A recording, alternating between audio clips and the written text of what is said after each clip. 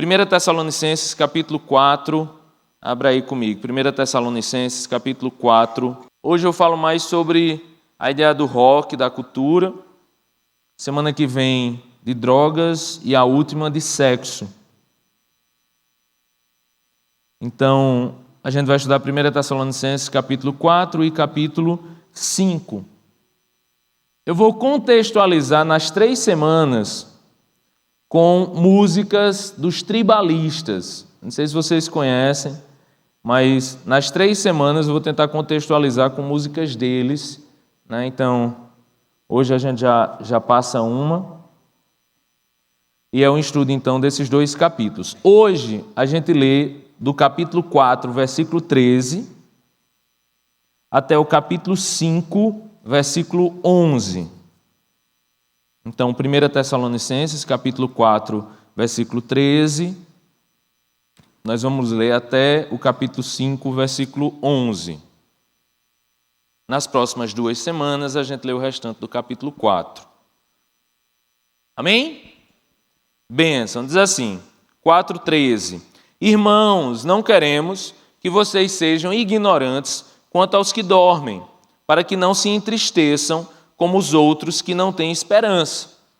Se cremos que Jesus morreu e ressurgiu, cremos também que Deus trará, mediante Jesus e com ele, aqueles que nele dormiram.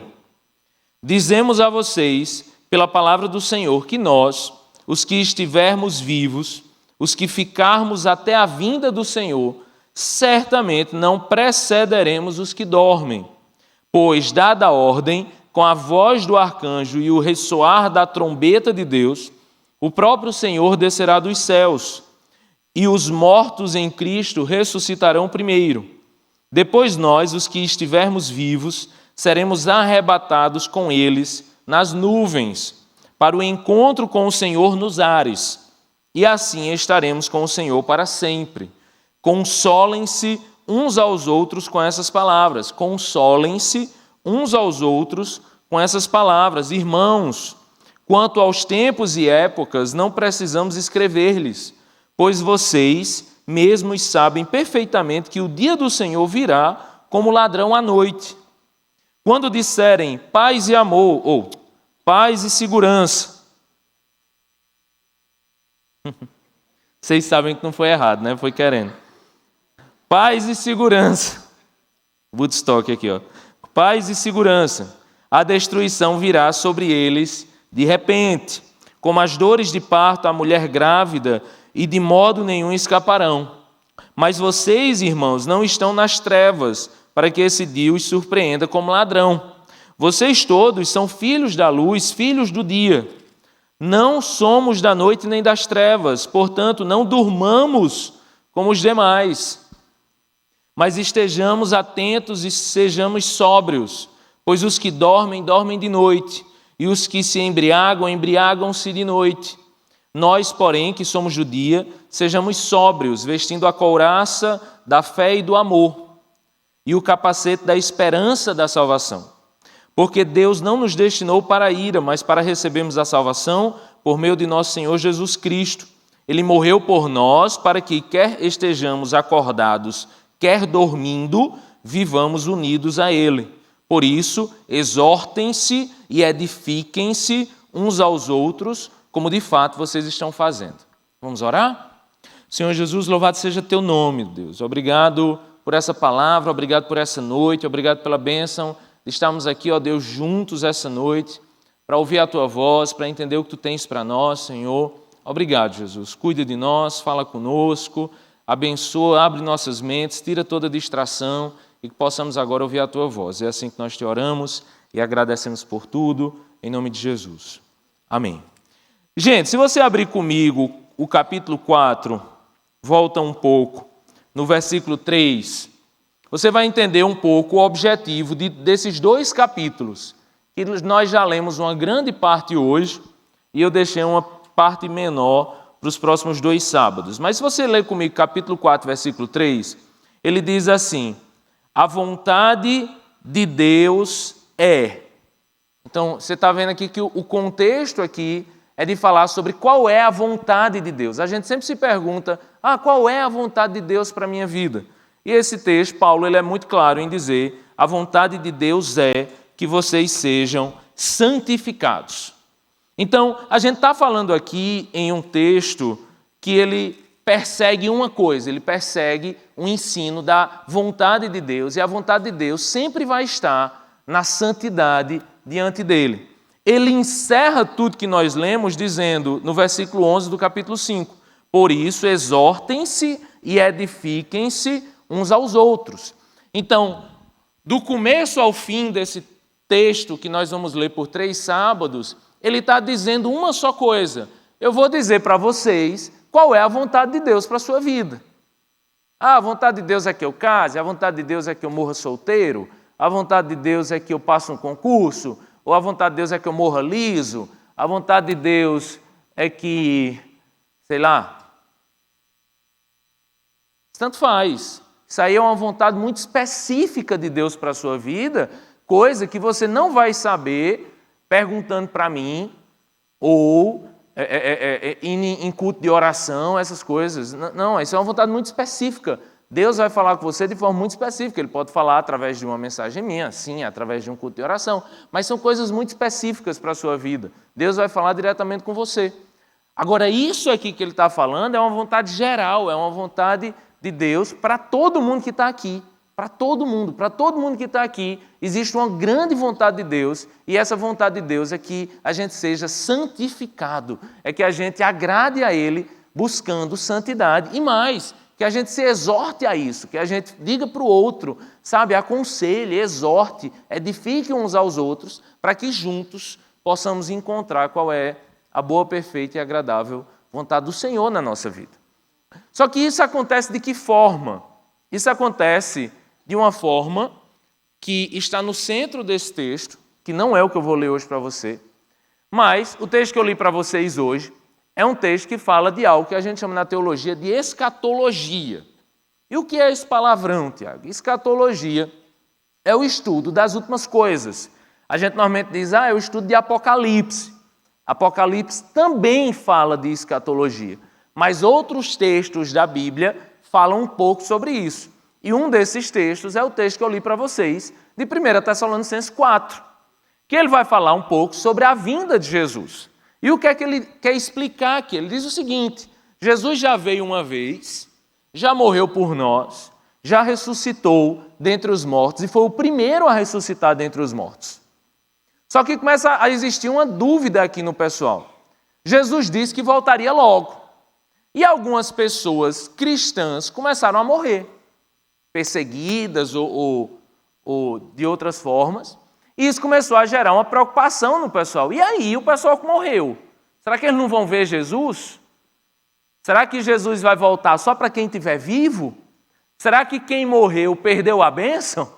Né? Quem morreu não vai ver Jesus voltar? Como é que vai ser isso? Existe essa grande preocupação. A igreja de Tessalonicenses era uma igreja que esperava tanto a volta de Jesus que eles começaram a ficar preguiçosos. Porque eles diziam o seguinte, eu vou trabalhar para quê? Jesus vai voltar. Já pensou nessa? Eu vou casar para quê? Jesus vai voltar. Né? Então, se Jesus vai voltar mesmo, eu vou construir uma casa para quê? Se Jesus vai voltar. Né? Então, eles tinham um desejo, uma esperança tão grande na vinda do Senhor, e isso gerava alguns problemas, que eu vou falar depois, mas isso também gerava uma confusão na mente deles. Será que aqueles que já morreram antes da volta de Jesus, esses perderam a esperança? Perderam a vida eterna? Essa é a grande pergunta de Paulo, que Paulo responde nesse texto. E ele vai dizer o seguinte, Jesus vai vir, e ele vai vir a um grande som de uma trombeta. Vai tocar uma trombeta. Entendeu? Jesus vai aparecer de forma visível nos céus. E eu digo isso para você não achar que é igual aquele filme herege, Deixados para Trás. Nossa, eu já vi heresia, mas daquele jeito. Negócio que vai vir, Jesus vem numa vinda secreta, ninguém sabe o que aconteceu. Ué, o que aconteceu? As pessoas sumiram.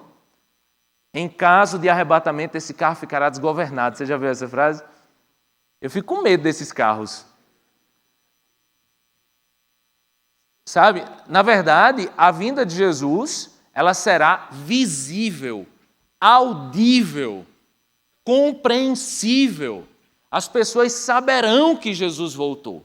E aí sim, aqueles que dormem, e essa é a expressão que Paulo usa, dormir aqui são aqueles, a Bíblia não diz que um crente morre, a Bíblia diz que um crente dorme.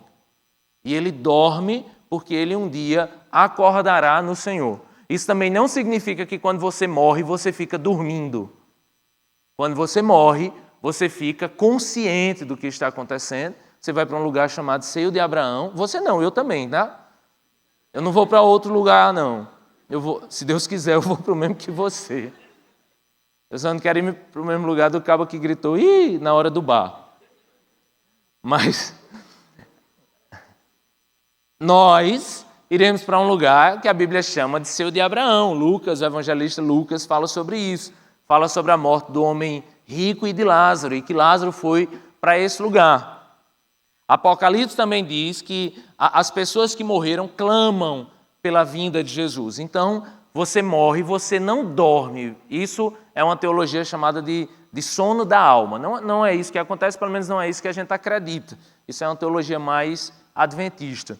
Então, a gente acredita que você morre, você fica consciente, você vai para um lugar chamado Seio de Abraão. E você espera, então, a segunda vinda de Jesus. Quando Jesus vier, Paulo é claro em dizer que a prioridade, a precedência está naqueles que já morreram. Então, aqueles que já morreram, eles ressuscitarão com o Senhor e encontrarão o Senhor nos céus. E depois, aqueles que estiverem vivos, eles também subirão aos céus. Então, essa é a ordem de subida, né, que Paulo quer falar e que parece uma coisa irrelevante, mas na cabeça deles era importante. Eles estavam tendo esperança naqueles que já morreram em Jesus, mas que encontrariam Jesus no céu, assim como aqueles que ainda estavam vivos. Tiago, por que você está dizendo isso? Porque entender a eternidade faz parte da esperança. Não existe esperança sem alguma cosmovisão e sem alguma perspectiva da eternidade. Tá certo? Não existe esperança sem você explicar o fim das coisas. Quando a gente fala de esperança, a gente fala sempre de algo que você espera. Então, se você espera, é algo futuro. O que você acha que acontecerá no futuro? Se você tem uma cosmovisão, uma perspectiva de vida, que no futuro não tem nada, então você vive um certo vazio existencial. Você vive para hoje. Você vive como um pássaro enjaulado, que se limita a beber água, cantar de manhã, mas você está preso dentro de uma jaula existencial, que um dia vai ser a morte, e nada disso fez sentido. Não há que falar muito de esperança para você que não acredita em nada depois da morte. Tá certo? Eu não estou num juízo aqui de valor ainda. Eu só estou constatando uma realidade. Se você acha que essa vida nada faz sentido, isso na filosofia a gente chama de niilismo, né? Então, se você acha que nada faz sentido, que o mundo vai para o nada e que você morreu e acabou, então não tem como você falar de esperança. Nada faz sentido, nada tem um propósito, a vida não é muita coisa, porque vai acabar e pronto. Isso não é esperança. A esperança sempre está na resposta da morte. Porque nós esperamos até a morte, porque depois da morte há muitas dúvidas sobre o que esperar. Toda cosmovisão passa do que entendemos e do que encontraremos pós-morte. Woodstock, ele aconteceu há 50 anos e hoje Hoje, faz exatamente 50 anos, hoje, faz exatamente 50 anos, que 500 mil de jovens se encontram em uma fazenda no estado de Nova York para uma festa de 3 ou 4 dias e que muda a história do mundo. Por quê? Porque ali surge um movimento cultural. Woodstock não acontece por acaso. O Woodstock 50 agora já foi cancelado, porque não tem como acontecer o Woodstock de novo. O Woodstock tinha um contexto, e o contexto era de uma guerra no Vietnã, Estados Unidos no Vietnã, onde os jovens se viam indo lutar uma guerra meio que perdida, meio que sem propósito, e isso começa a gerar um clamor na sociedade de paz e amor. Vamos viver sem guerra, vamos viver num mundo sem guerra. Mais do que isso, eu não quero ir para o Vietnã morrer com 20 anos, pô. Qual vai ser o sentido disso? Qual vai ser o propósito disso? Então, o contexto de paz e amor, o contexto do não à guerra, o contexto da guerra no Vietnã, foi o que trouxe o Woodstock. Woodstock, então, surge nisso, surge quando eu me deparo com a morte, com a iminência da morte. E na iminência da morte numa guerra, eu digo, sim, qual é a minha vida? Qual é meu futuro? Qual é meu destino? Qual o sentido da vida? É ir para uma guerra e morrer? Qual o objetivo disso tudo? Essa é a grande discussão. E muitas respostas existem para o futuro de todas as coisas, e o que eu acho interessante é perceber essas respostas na música popular. Pessoas que não são cristãs, mas que conseguem esperar algo, ou que pensam, pelo menos, em algo que pode acontecer lá na frente. E tem uma música dos Tribalistas, que vai ser a primeira que a gente vai estudar dessa semana, e o nome dela é Vilarejo. O clipe dela era muito antigo, eu peguei de um show ao vivo deles. Não tem legenda, mas eu queria que você prestasse atenção. Ele fala como num futuro onde a gente vai conseguir viver num vilarejo, onde muitas coisas boas acontecem. Então, preste atenção na letra. Então, ela diz vilarejo, né? Ele diz assim, há um vilarejo ali, onde areja um vento bom. Na varanda, quem descansa, vê o horizonte deitar no chão. Para acalmar o coração, lá o mundo tem razão. Terra de heróis, lares de mãe, paraíso se mudou para lá. Paraíso se mudou para lá. Por cima das casas cal, frutas em qualquer quintal. Peitos fartos, filhos fortes, sonhos semeando o mundo real. Toda gente cabe lá, Palestina, Xangri-Lá. E aí ele diz, lá o tempo espera, lá é primavera, portas e janelas ficam sempre abertas para a sorte entrar. Em todas as mesas pão, flores enfeitando os caminhos, os vestidos, os destinos e essa canção. Tem um verdadeiro amor para quando você for. Essa parte a gente tira. Não casa no céu, né? Você vai dizer, Tiago, o que significa isso? Isso é um lampejo de Deus. Eles não sabem o que eles falaram aqui. Eles não têm a mínima noção da profundidade teológica que existe aqui. Você vai dizer, não, Tiago, isso foi por acaso. Isso foi porque dentro de todo homem todo homem é feito à imagem e semelhança de Deus. Existem lampejos de Deus. Nas pessoas mais distantes de Deus, elas não podem matar um senso de eternidade que existe no coração delas. Eu peguei outra música aqui, outra música que eu gosto muito também. Segundo o Sol, Nando Reis. Evangélico, rapaz, o cara batista. Olha a música que esse cara faz, gente. Não tem lógica. Ele explicando a música é o que é mais engraçado ainda. Ele não tem noção do que ele compôs. Ele diz assim, quer que eu cante ou diga? Leia. Quando o segundo sol chegar... Vocês lembram, sabe dessa música? Quando o segundo sol chegar, segundo sol. Olha só. Quando o segundo sol chegar para realinhar as órbitas dos planetas, derrubando com assombro exemplar o que os astrônomos diriam se tratar de um outro cometa. Que é isso que desceu aqui, né? Quando o segundo sol chegar, isso aí eu já li, não digo que não me surpreendi. Antes que eu visse, você disse e eu não pude acreditar. Mas você pode ter certeza de que o seu telefone irá tocar em sua nova casa. Tem uma casa nova. Em sua nova casa, que abriga agora a trilha incluída nessa minha conversão. Está vendo que ele é evangélico? Eu só queria te contar que eu fui lá fora e vi 2 sóis num dia, e a vida que ardia sem explicação. Ministro de louvor Lulu Santos, na música A Cura.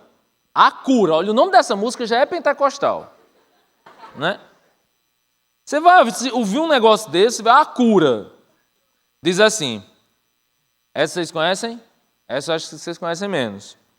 Existirá em todo porto, tremulará, enfim. Existirá em todo porto, tremulará a velha bandeira da vida. Acenderá todo o farol e iluminará uma ponta de esperança. E se virá, será quando menos se esperar, de onde ninguém imagina. Referência, 1 Tessalonicenses 4. Demolirá toda certeza vã, não sobrará pedra sobre pedra. Enquanto isso, não nos custa insistir na questão do desejo não deixar se extinguir, desafiando de vez a noção na qual se crê que o inferno é aqui. Desafia toda a noção de que o inferno é aqui. Existirá e toda raça, então, toda raça, experimentará para todo mal a cura. Não, você não entendeu, não. Desafiando de vez a noção na qual se crê que o inferno é aqui. Existirá e toda raça, então, experimentará para todo mal a cura. Amém, Jesus. Eu creio. Eu creio. Tiago, o que é isso? O que é isso? Isso é lindo, gente. Isso é maravilhoso. Quando eu vejo esses caras cantando essas coisas, eu ouço isso, eu ouço como louvor. Eles não fazem a mínima noção do que eles estão fazendo. O que eles estão dizendo, gente, é que mesmo que eles não tenham Jesus, existe no coração de todo homem e mulher que foi feito à imagem e semelhança de Deus uma centelha de eternidade. Nós desejamos eternidade, nós ansiamos por esperança. Não existe ninguém que acabe sem buscar isso, que acabe sem buscar o dia em que não haverá fome, em que não haverá doenças, em que não haverá, tristezas e terremotos e desastres. As pessoas anseiam por isso, as pessoas buscam essa esperança, a esperança de que a morte terá um fim, a esperança de que minha vida fará sentido. Todo mundo busca uma esperança, todo mundo. Aquele 500 mil de jovens em Woodstock buscava esperança, gente. E quem trazia essa mensagem de esperança era o rock. Era a música. A música ali tem uma virada e ela começa a ser uma música crítica, uma música que começa a trazer projetos de eternidade, projetos de esperança. É uma música que começa a falar de esperança, começa a falar de um porvir, começa a falar de uma nova forma de viver. Lógico, qual é o problema disso? Woodstock e qualquer outra música, e qualquer arte, qualquer cultura, traz uma esperança, aponta para uma esperança. O grande problema é que eles não sabem o caminho para chegar lá. Porque essa revelação geral que a natureza nos dá, Paulo fala isso em Romanos 1, ele fala que Deus se revela através das coisas criadas. Isso é o que a gente chama de uma revelação geral. Todo mundo recebe dessa revelação geral. Todo mundo consegue olhar o pôr do sol, consegue ver, a lua em todas as suas fases, consegue olhar para uma árvore, consegue olhar para a natureza criada, para a beleza do corpo humano e consegue dizer, meu Deus, eu não sei quem é você, mas eu sei que você está aí. Eu sei que esse universo tem um arquiteto. Eu sei que essas coisas que vivemos nesse mundo não faz sentido. Não faz sentido em uma criação tão bela, em um corpo tão bem planejado, alguém ter câncer e morrer. Não tem lógica. Não tem lógica um mar tão maravilhoso, do nada matar pessoas em um tsunami. Não tem lógica. Alguma coisa aconteceu de errado aqui.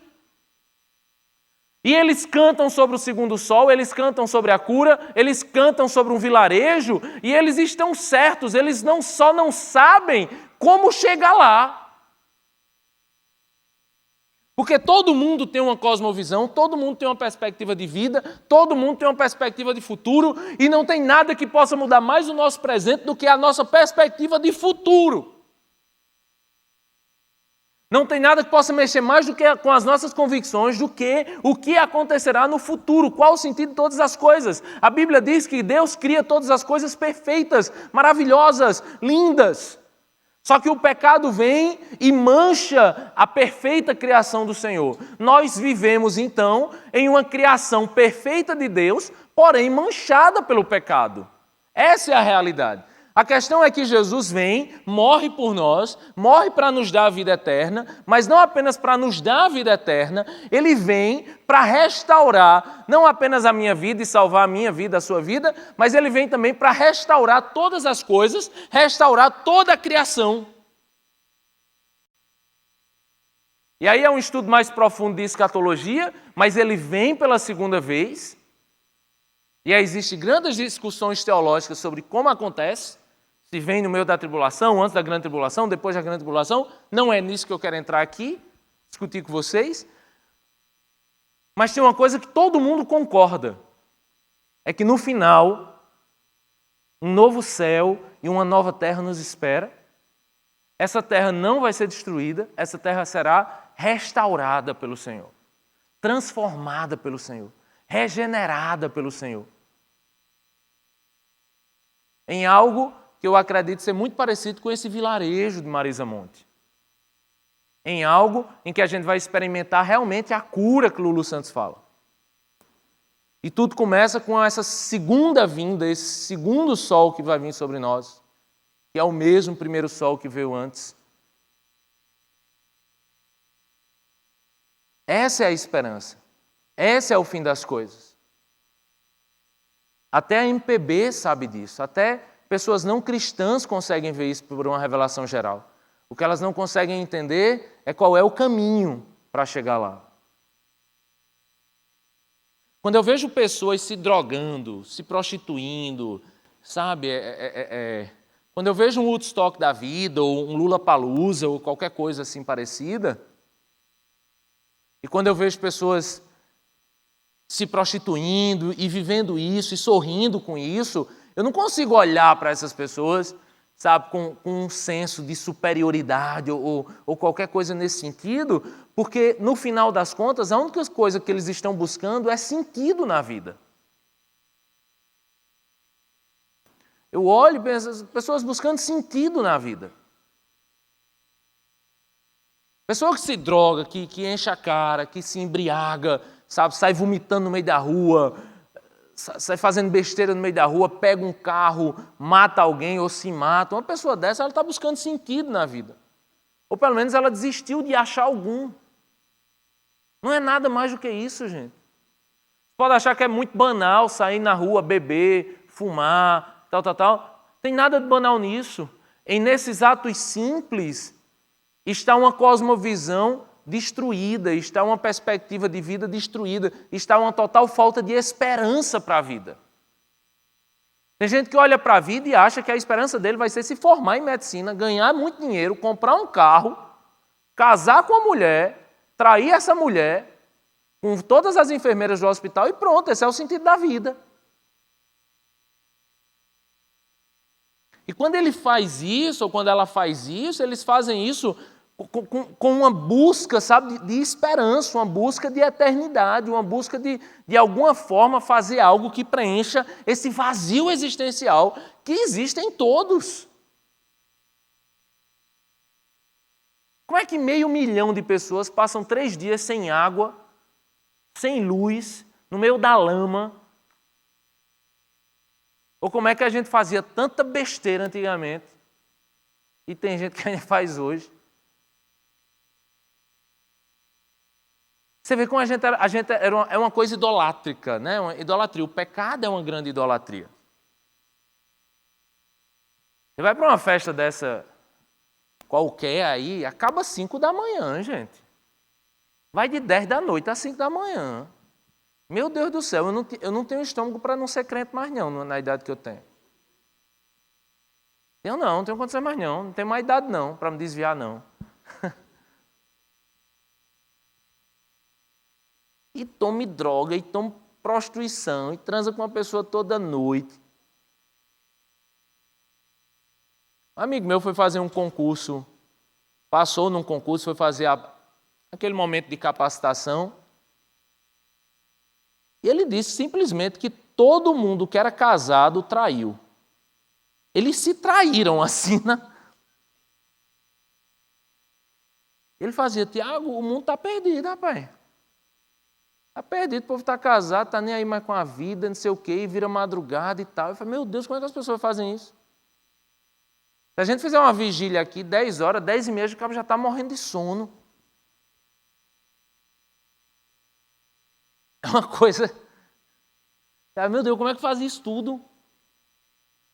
E faz por quê, gente? Faz porque é uma busca desesperada por se preencher de algo, por encontrar prazer em algo, por encontrar satisfação em algo, por encontrar esperança em algo, por encontrar consolo em algo. Consolo, o que essas pessoas querem é consolo. Só. Tem uma música de Lady Gaga que ela fala de Judas. Eu não sei se vocês já viram essa música. Música terrível. É uma música que para mim representa a geração de hoje. Diz assim, eu conheço Jesus, mas eu prefiro Judas. Só que você vai pegar a música do álbum anterior dela, onde ela diz, eu busquei 1000 motivos para me afastar de ti, segurando um crucifixo nas mãos, mas eu só preciso um que eu volto. Eita, Lady Gaga se converteu, a irmã é evangélica agora. Sei lá, sei não sei. Mas dentro dela existe a sede. Dentro dela existe uma sede. Existe uma luta, existe uma busca. Você consegue entender isso? Consegue entender que você senta na sala, você chega numa sala de aula, você senta no seu trabalho, aí você diz assim, não gosto do meu trabalho, só tem endemoniado. Minha sala só tem bebo. Só tem caba safado. Né? Você tem noção que é como se você chegasse nesse lugar e tivesse todo mundo morrendo de sede? Todo mundo morrendo de sede. Está todo mundo morrendo de sede. E cada um está tomando uma coisa diferente para matar a sede. Um toma coca. Coca não mata a sede. Coca só mata. Né? O outro está tomando, sei lá, iogurte. Aí eu quero matar minha sede. Eu está tomando iogurte. Aí um está com a coca, o outro está com iogurte, o outro está tomando Yakult para matar a sede. Né? Aí o outro está tomando o quê? Calma, rapaz, não mata a charada, não. Tomando leite. Leite. Jesus revelou aqui, alguém. Leite. Outro também que está tomando leite. Aí todo mundo está dizendo, que sede, que sede. Todo mundo procurando matar a sede de uma forma. Aí tu chega com uma garrafinha assim, ó.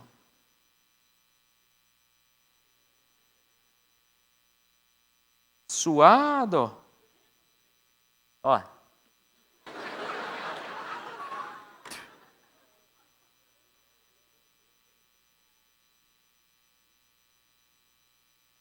Todo mundo quer matar a sede. Todo mundo espera algo que lhe mate a sede. Todo mundo, entenda, olhe para o mundo, olhe para Woodstock, olhe para qualquer lugar, olhe para o seu vizinho, olhe para o seu pai, olhe para o seu irmão. Olhe para todas as pessoas, entendendo que todas elas são feitas à imagem e semelhança de Deus, manchadas pelo pecado, e elas, em suas limitações, procuram esperança em algum vilarejo. Todas elas, todos nós buscamos matar nossa sede de alguma forma. A questão é que eles não sabem como fazer isso. Woodstock, ele tinha uma esperança de paz e amor. É uma esperança válida, gente. É a esperança que nós temos também. Eles esperavam morrer, mas morrer com sentido. Mas é o que nós esperamos também. Qual a diferença de nós para 500 mil de jovens de Woodstock? É que a forma como eles encontraram de matar a sede foi com sexo e drogas. Essa foi a forma que eles acharam de matar a sede. Nós não somos diferentes enquanto às nossas esperanças. A única diferença é que nós sabemos o caminho para chegar lá. Nós temos a água que pode matar a sede da sala inteira. Essa é a única diferença entre a gente. E para que serve essa água? Para que serve essa água? Por que Paulo fala dessa água? Por que Paulo fala sobre essa esperança? É porque essa esperança da vinda de Jesus, ela nos consola, gente. E mais que isso, ela nos alegra. Da Apocalipse diz isso, Apocalipse 1:3. Feliz aquele que ouve as palavras desse livro. Você que quando abre o Apocalipse sai correndo da igreja. Mas ele começa o livro de Apocalipse dizendo, feliz aquele que ouve a palavra desse livro. Feliz aquele que entende que Jesus vai voltar. Por quê? Porque isso é uma palavra de consolo. Jesus voltar é uma palavra de consolo. É o que eu chamo de o roque da trombeta.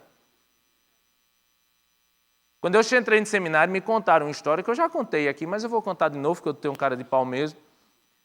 E o pessoal foi para um avanço, né, seminarista é cheio de ideia ótima, e foram falar sobre a vinda de Jesus. Aí passaram o dia todo evangelizando e tal, e aí à noite era o culto da volta de Jesus. E aí o pastor pregou isso que eu estou falando, pregou Jesus vai voltar, e quando ele vier vai tocar a trombeta, e a trombeta vai tocar, e a igreja vai ser arrebatada, e tal, aquele negócio todo. E aí um seminarista teve uma ideia, ele fez, pastor, eu sei tocar trompete.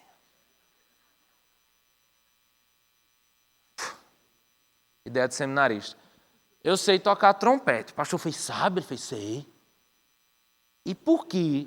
Na hora que o senhor estiver falando assim, e a trombeta vai tocar, e a igreja vai subir, você está pronto? Você está pronto, igreja? Um monte de gente não crente, né?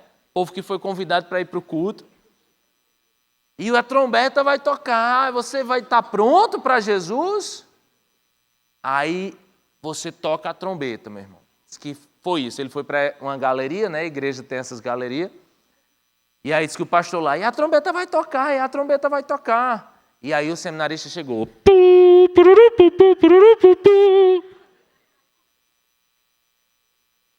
Só que isso era para ser uma mensagem de alegria. Entendeu? Era para o pessoal fazer, aleluia! Jesus voltou, vamos para o céu! Glória a Deus, há um vilarejo ali. Era para ser um momento, sabe, de alegrar a igreja, um momento do povo glorificar de pé. A igreja glorifica de pé. Rapaz, na hora que ele tocou a trombeta, o povo saiu numa carreira. Foi todo mundo embora.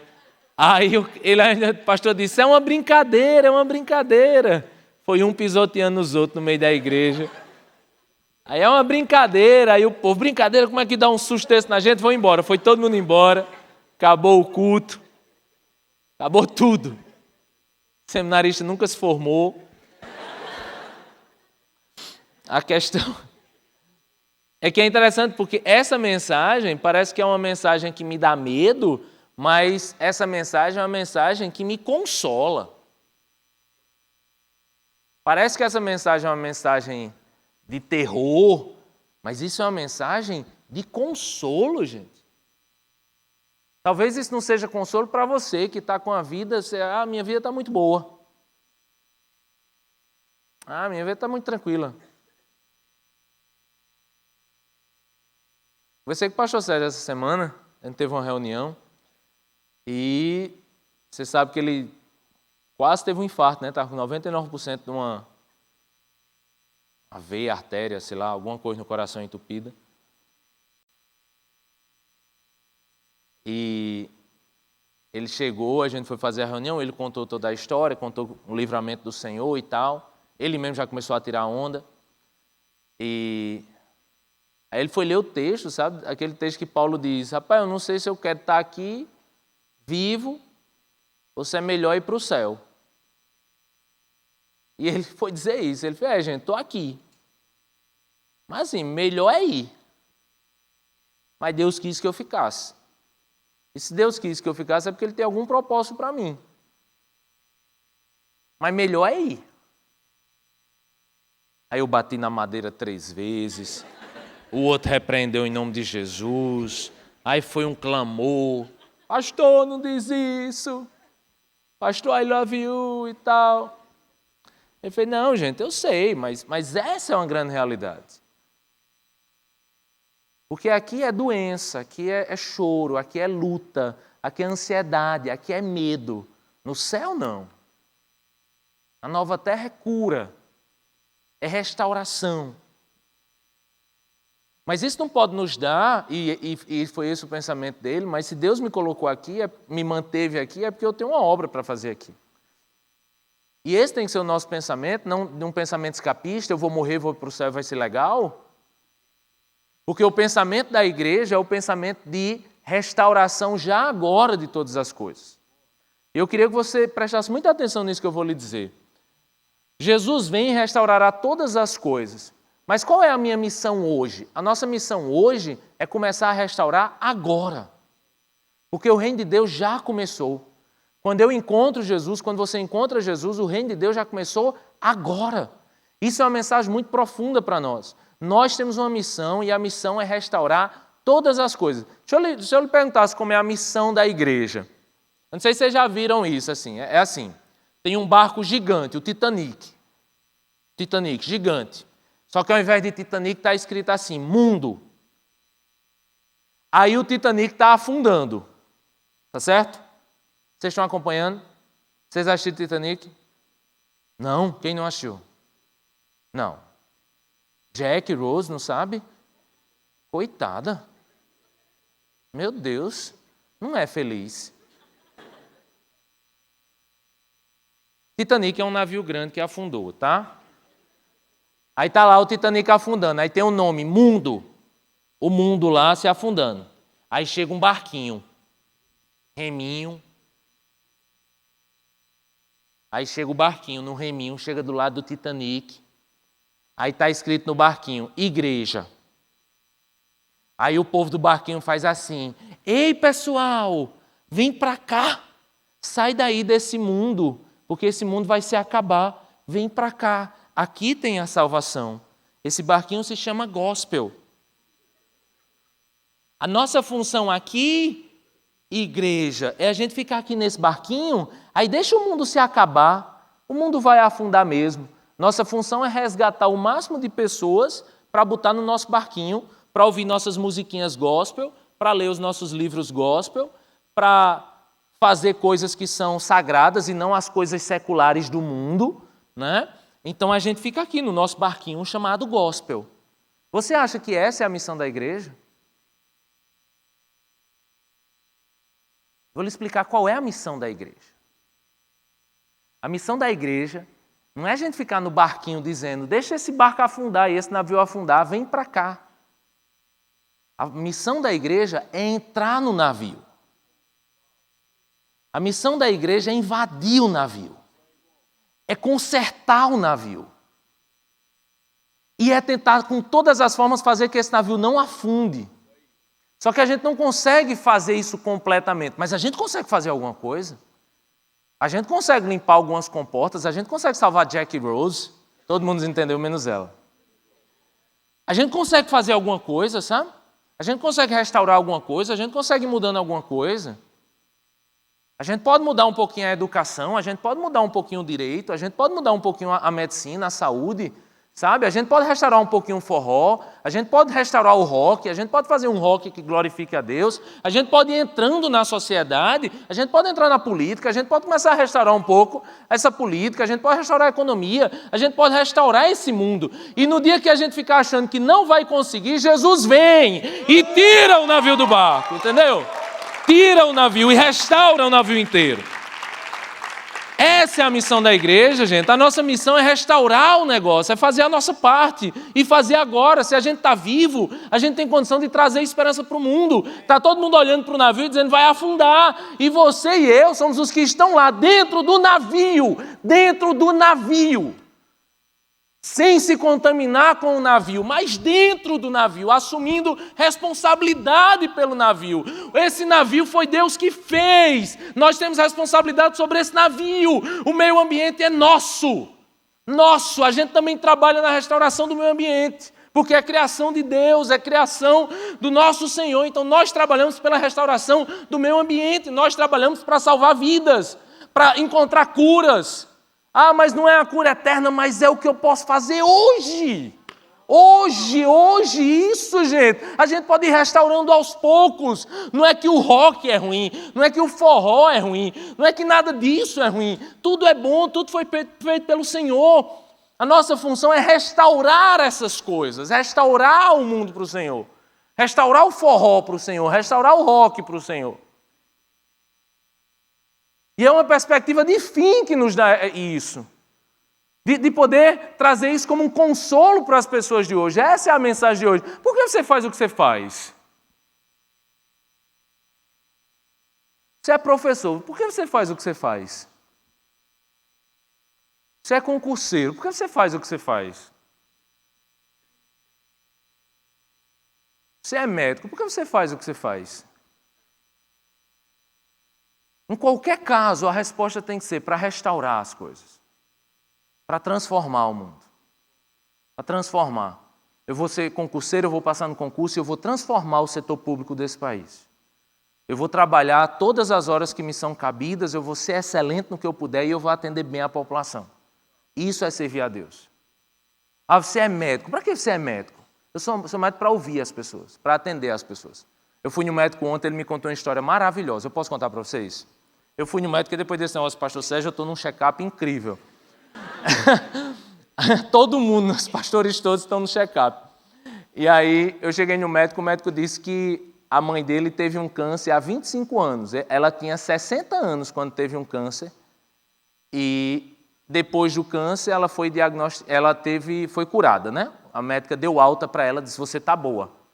25 anos depois, ou seja, a velhinha com 85 anos agora, ela faz um exame lá e dá alguma coisa na coluna.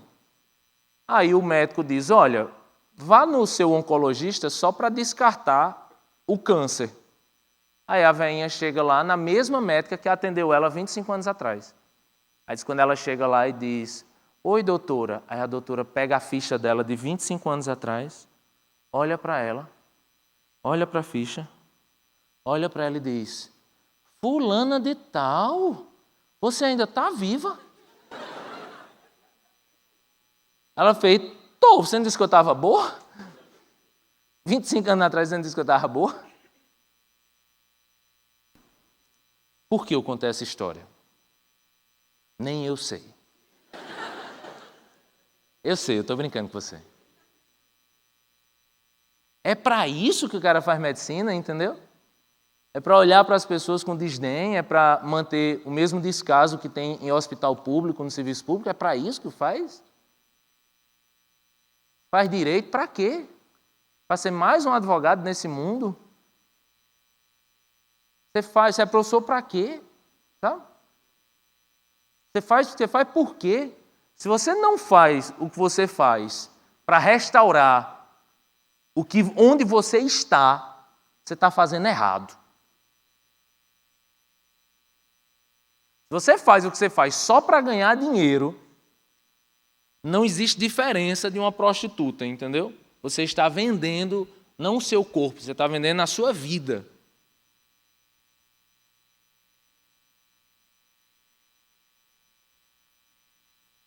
A mensagem de consolo que nós damos é quando alguém chega para você e diz, por que você faz o que você faz? Eu faço o que eu faço porque eu comecei uma obra de restauração e um dia Jesus vai vir e vai concluir. É por isso que eu faço o que eu faço. Onde eu vou para restaurar as coisas. Eu aprendi isso na teologia, lógico. Eu acredito que o que eu estou falando aqui para você é bíblico. Mas uma vez eu vivi isso de uma forma muito engraçada, que foi em um São João de Campina Grande. Deixa eu dar um testemunho para vocês. Eu ainda tinha aquele receio de ir para um lugar como o São João de Campina Grande. Mas eu estava lá, fui com alguns amigos e eu não resisto ao La Suíça, que o La Suíça e o 13 são as 14 coisas boas de Campina, né? Então eu peguei e fui. E aí o pessoal fez, vamos no Parque do Povo com a galera. Eu fui, vamos. Eu nunca fui, eu fui. E aí, quando eu cheguei lá, tinha umas 5 pessoas assim, e a gente ficou numa tenda, estava tocando um pé de serra, tinha algumas meninas lá. Mas basicamente, como estava bem vazio, era um dia que não tinha quase ninguém, e a gente foi mais por isso mesmo. Os que tinham no pavilhãozinho assim, era tudo crente. Aí chega os pés de serra lá, né? Os playboy foram chegando, foram se ajeitando. Aí começaram. Oi. Aí a menina, oi. Vamos dançar, gatinha, vamos dançar. Aí a gatinha, que era gospel, evangélica, reformada, estava ali para restaurar as coisas. Aí fez, dançar por quê? Ah, quer dizer que você não dança? Danço. Mas eu danço para me divertir. Você dança para quê? Eu sei que eu posso me divertir, mas você dança para quê? Aí começou ali a falar de Nietzsche, falar de Foucault,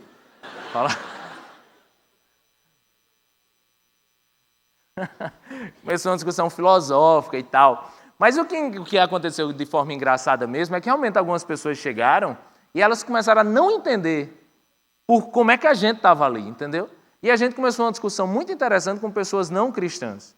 E a gente começou a falar que a gente podia se divertir sim, mas a gente busca não pecar. Aí eu comecei a pensar isso numa mega proporção, assim. Imagina a igreja, assim, se reunindo todinha para ir para o Parque do Povo. Imagina o desespero da galera que vai estar lá. Vamos dizer, mudou aqui, esse negócio é outra coisa. Esse Parque do Povo virou o Parque do Clero. Não é? Eu comecei a viajar nisso, gente, de uma forma assim que eu pensei, caramba, melhor do que a gente fazer o nosso São João, né, ou o nosso Arraiá, né? Misericórdia, São João, né? E a gente fica aqui no nosso barquinho, era tão melhor se a gente invadisse o navio, entendeu? E começasse a restaurar o navio, e começasse a viver de forma diferente. Eu não estou mandando você ir para o Parque do Povo. Nós moramos no Parque do Povo. Não é que você vai no Parque do Povo, a gente vive no Parque do Povo. Nossa vida é um Parque do Povo. Você não precisa ir para lá restaurar as coisas. Toda hora a gente precisa restaurar as coisas. Toda hora a gente está restaurando algum lugar no meio de algum povo que não entende por que a gente faz o que a gente faz. E está chovendo. Eu sei que vocês estão tensos por isso. Essa é uma mensagem de consolo. E aí no capítulo 5 ele diz, irmãos, quanto aos tempos e épocas não precisamos escrever-lhes, pois vocês mesmos sabem perfeitamente que o dia do Senhor virá como ladrão à noite, quando disserem paz e segurança. A destruição virá sobre eles de repente, como as dores de parto à mulher grávida, e de modo nenhum escaparão. Mas vocês, irmãos, não estão nas trevas, para que esse dia os surpreenda como ladrão. Vocês todos são filhos da luz, filhos do dia. Não somos da noite nem das trevas. Portanto, não durmamos como os demais, mas estejamos atentos e sejamos sóbrios. Pois os que dormem, dormem de noite, e os que se embriagam, embriagam-se de noite. Nós, porém, que somos do dia, sejamos sóbrios, vestindo a couraça da fé e do amor e o capacete da esperança da salvação. Paulo usa a metáfora aqui da noite e das trevas. E ele diz que nós somos do dia e da luz. Isso é uma metáfora de Paulo para a vida que a gente tem que levar. E eu vou encerrar com isso. Entenda uma coisa. Entender o futuro, primeiro, me é uma mensagem de esperança. Entender o caminho para esse futuro é a certeza que o alcançarei. O consolo que conhecer o futuro me dá é o consolo de entender que todas as coisas serão transformadas e que a minha missão é transformar e restaurar todas as coisas. Mas eu quero encerrar dizendo uma coisa. Conhecer o futuro tem que me dar uma responsabilidade diante do presente. E Paulo fala da vinda de Jesus como ladrão da noite, porque Paulo ele fala que a gente tem que estar preparado para a vinda de Jesus. A vinda de Jesus, ela vem como o ladrão da noite, porque a gente não sabe quando vem. Imagina se você soubesse quando o ladrão vem em casa. Você pegava o 38 e ficava esperando. Gospel. Hã? Mas você não sabe quando o ladrão vem. Você não sabe, então, o que esperar. E o que ele vai dizer aqui, então, é que a vinda de Jesus, ninguém sabe o dia, e ninguém sabe o dia, pode ser agora nessa chuva. Será que isso é o som da trombeta e você não subiu? Vamos abrir lá em 1 Pedro, capítulo 5. 1 Pedro, capítulo 5. Eu vou encerrar com isso. Estejam alertas e vigiem. Estejam alertas e vigiem. O diabo, o inimigo de vocês, anda ao redor como leão, rugindo e procurando a quem possa devorar. Resistam-lhe, permanecendo firmes na fé, sabendo que os irmãos que vocês têm em todo o mundo estão passando pelos mesmos sofrimentos.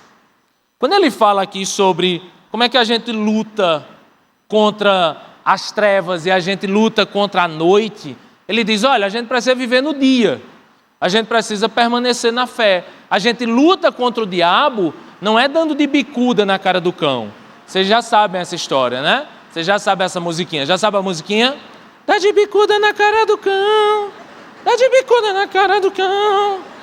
Ó, meu irmão, não tenha medo não, te deu autoridade e recebe varão. Ó, dá-lhe, dá de bicuda, dá-lhe na cara do cão, na cara do cão, na cara... É muito boa essa música, cara. Eu boto em casa, eu vou correr com ela. Eu vou correr com ela assim. Sabe? Ah, como é que eu luto com o diabo? Uma coisa é certa. Satanás está ao nosso derredor e quer nos destruir.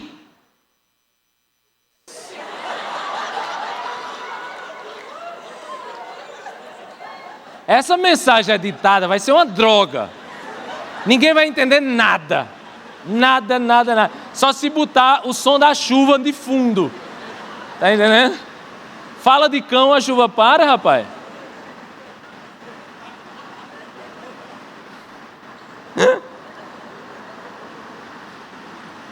Meu Deus. Terminando.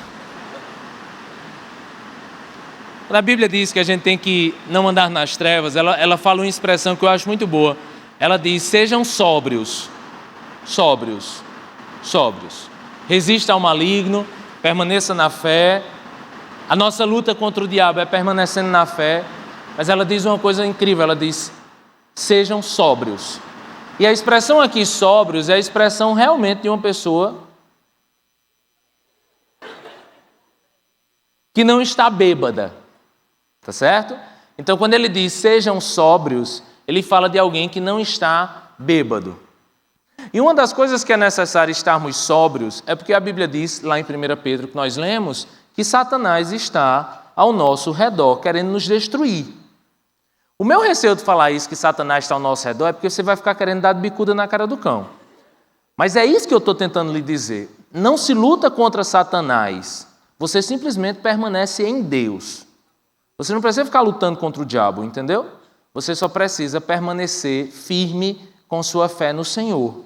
E essa é a nossa luta contra Satanás, porque as portas do inferno não prevalecerão sobre a igreja. Ou seja, a igreja é mais forte do que Satanás. As portas do... Satanás só se defende. É a igreja que ataca o inferno, entendeu? As portas do inferno não prevalecerão contra a igreja. A igreja que ataca o inferno. Então, para isso, a gente precisa estar sóbrio. Sóbrio. E eu gosto muito da expressão de santidade com a forma como Paulo chama de sóbrio. Sobriedade. Uma pessoa sóbria é uma pessoa não bêbada. E o que é uma pessoa bêbada? É uma pessoa que perdeu a razão. Ela se deixou levar de alguma forma, ela se deixou contaminar por Satanás que estava ao redor dela tentando destruir.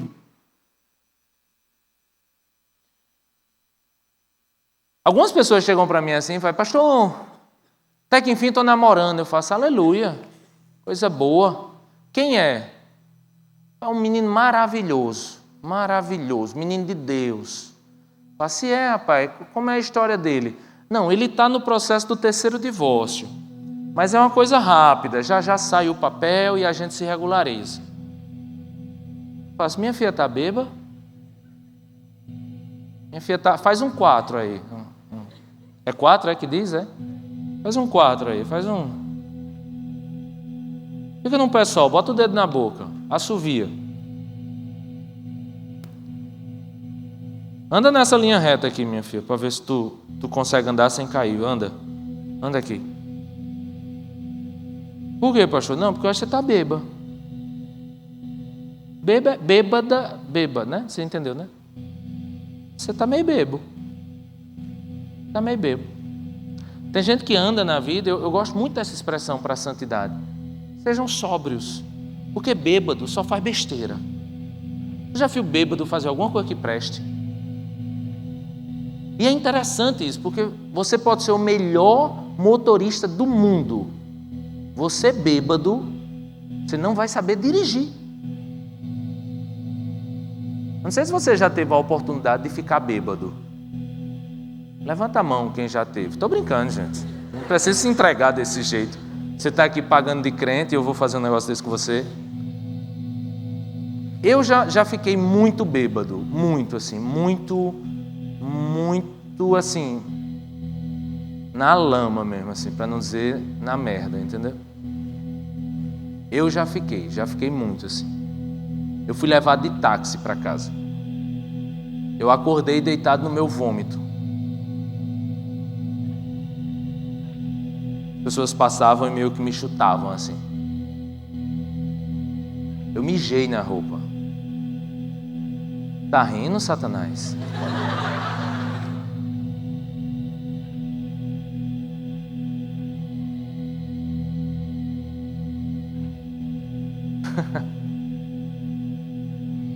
Eu lembro, eu era adolescente, eu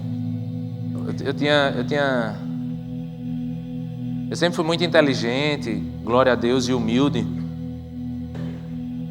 Mas quando cheguei na adolescência, aí a beleza se tornou uma outra coisa muito forte na minha vida. E aí eu comecei a ir para festa e as pessoas começaram a me influenciar de forma negativa. E isso foi mudando muito minha cabeça, mudou totalmente minha cabeça. Eu fui criado dentro de casa, com minha família, com meus pais e tal. Algumas coisas eu não fiz. Eu não usei drogas, né? Porque a base da minha casa era muito forte, mas outras tantas coisas eu infelizmente fiz. Aquilo foi mudando minha cabeça. E eu não era daquele jeito. Mas por um momento eu estava bêbado. Não na vez que eu estava vomitando no chão, deitado no chão. Mas foi um período da minha vida que parecia que eu estava bêbado. Eu não estava sóbrio. A minha bebedice chegou ao ponto que eu comecei a achar que Deus não existia.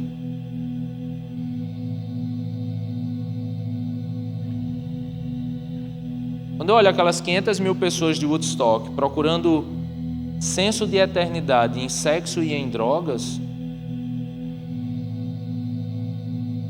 elas estavam bêbadas.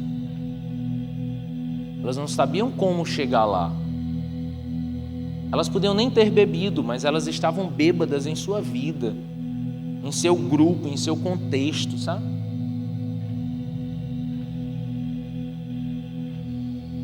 A nossa luta é pedir a Deus sobriedade, sabe? Pedir a Deus sabedoria. Sabedoria para não agir como uma pessoa sem discernimento, uma pessoa que não sabe, que é levada pelos outros, sabe? Por grupinhos, por más amizades. Isso tudo que Paulo fala, eu acho interessante porque ele diz: eu quero que vocês façam isso mais e mais. Não que vocês não estejam fazendo, mas eu quero que vocês façam mais e mais. Não que vocês não tenham esperança, é porque eu quero que vocês tenham mais e mais. Paulo fala isso várias vezes. Eu queria chamar esse trecho assim de mais e mais. Eu gostei dessa expressão. Não que vocês não conheçam a razão de sua esperança, é porque a gente precisa crer mais e mais. A gente precisa crescer mais e mais. Eu vivi uma coisa com minha filha essa semana, eu até contei no culto quinta da Rede Livre. Eu preguei nessa quinta falando da conferência. E foi muito engraçado porque minha filha há 1 ano queria o aniversário da Frozen.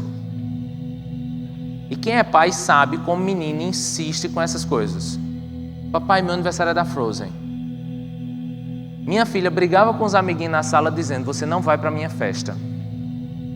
Só que a festa era na sala, né? Então ela não ia ter como expulsar nenhum amiguinho da festa, né?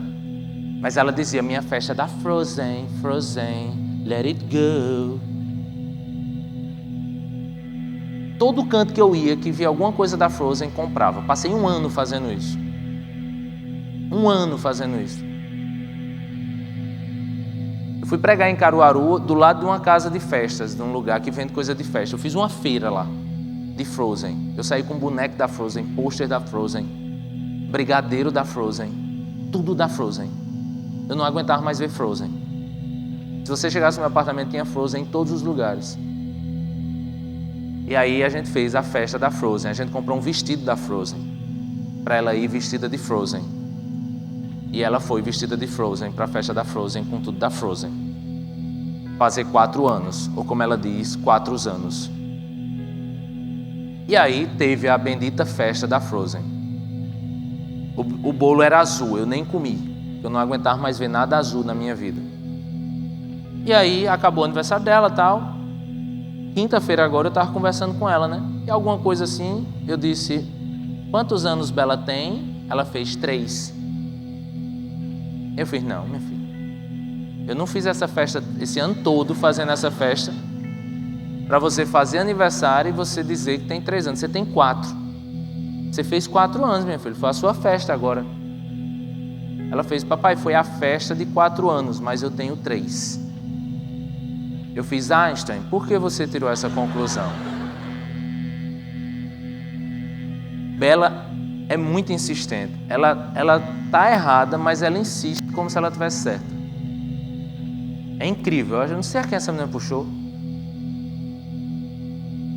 E ela insistindo. Não, papai, eu tenho 3. Eu falei, minha filha, você tem 4. Você fez 4 anos. Ela, não, eu tenho 3. E nesse momento todo eu não entendi. Eu fiz, por que você está dizendo que tem 3? E ela disse, porque eu ainda estou no infantil 3.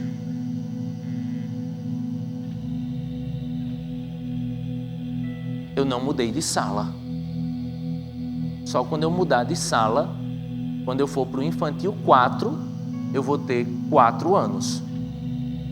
Eu falei, você está errada. A lei 9.496, lei federal, lei de diretriz e base da educação, coloca um marco legal. Eu tive que explicar a menina quer saber mais do que eu.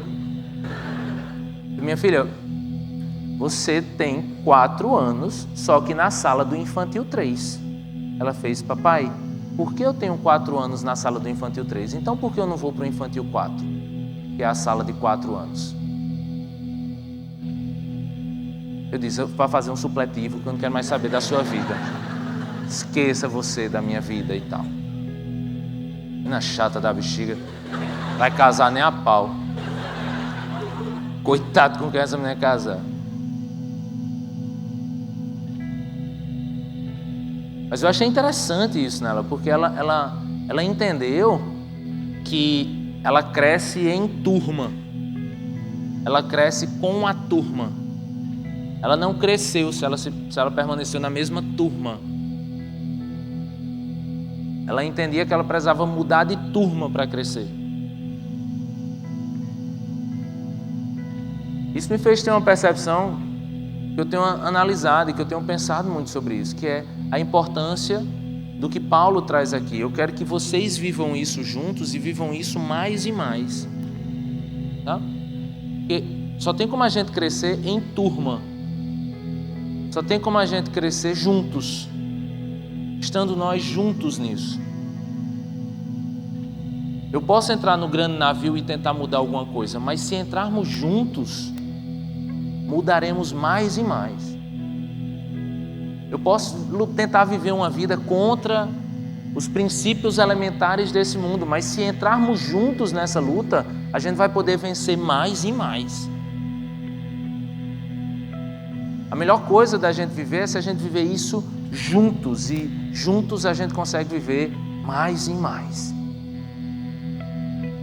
E a gente consegue estar no navio, e dentro do navio a gente pode começar a tirar a água que afunda esse navio. E aí tira a água que afunda esse navio. E as pessoas vão começar a ver, vão dizer: o que é que vocês estão fazendo? E aí nós vamos dizer: a esperança. Elas vão dizer: não tem esperança. Esse navio vai afundar. Você vai dizer: não vai afundar. Não vai afundar. Mas seu balde é muito pequeno para salvar o navio. Eu sei, mas eu não estou sozinho. Nós estamos juntos, tentando restaurar o barco. Mas um dia, o dono do barco virá. Destruirá aquele que tentou afundar o navio. Restaurará o navio. Nos levará para um vilarejo. Se você crê nisso, você tem a esperança da vida eterna. Você tem a água da vida.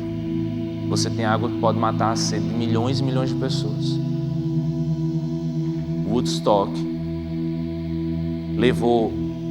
tentou levar esperança para o mundo, usando o caminho do sexo e das drogas. O nosso Godstock e a nossa Conferência Nuvem, 50 anos depois, hoje, 50 anos depois,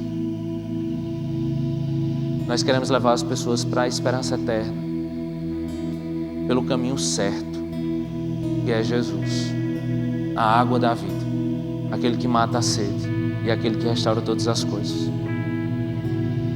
Isso não é só uma oração que eu estou fazendo hoje. Isso não é só uma pregação para um dia. Eu não estou falando de um evento que vai acontecer. Eu não estou chamando vocês para se inscreverem no evento. Eu não estou convidando vocês para estarmos juntos em um dia. Isso não é um evento. Isso é a nossa vida. Até o dia que Jesus nos levar para viver algo muito melhor do que a gente vive hoje. Mas se nós ainda estamos nesse navio, eu e você, com nossas forças, vamos fazer a nossa parte para restaurar esse navio. Em nome de Jesus.